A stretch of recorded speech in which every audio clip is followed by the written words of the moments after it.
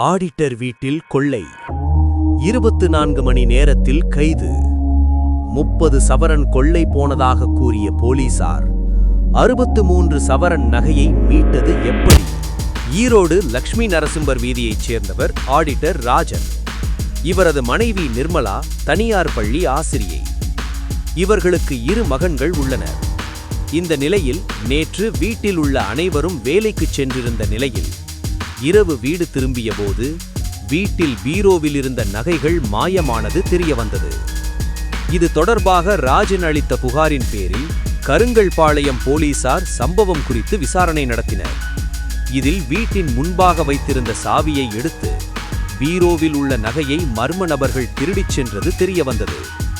இதனை அடுத்து சம்பவ பகுதிக்கு ஈரோடு நகர காவல்துறை துணை கண்காணிப்பாளர் முத்துக்குமரன் தலைமையிலான போலீசார் நேரில் வந்து விசாரணை நடத்தினர்.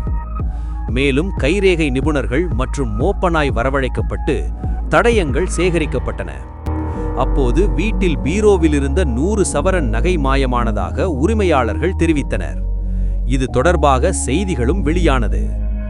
இதற்கு மறுப்பு தெரிவித்து காவல்துறை சார்பில் 30 சவரன் நகை மட்டுமே காணாமல் போனதாகவும் தொலைக்காட்சி மற்றும் நாளிதழ்களில் தவறான செய்தி வந்துள்ளதாக அறிவிப்பு வெளியிடப்பட்டது.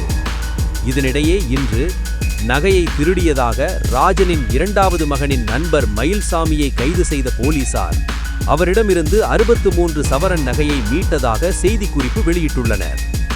திருடுபோன நகையினை 24 மணி நேரத்தில் கண்டுபிடித்து குற்றவாளியை கைது செய்த போலீசாரை பாராட்டும் அதே வேளையில் நேற்று 30 சவரன் திருடு போனதாக தெரிவித்த போலீசார் இன்று 63 சவரன் நகையை மீட்டது எப்படி என்ற குழப்பம் நிலவுகிறது.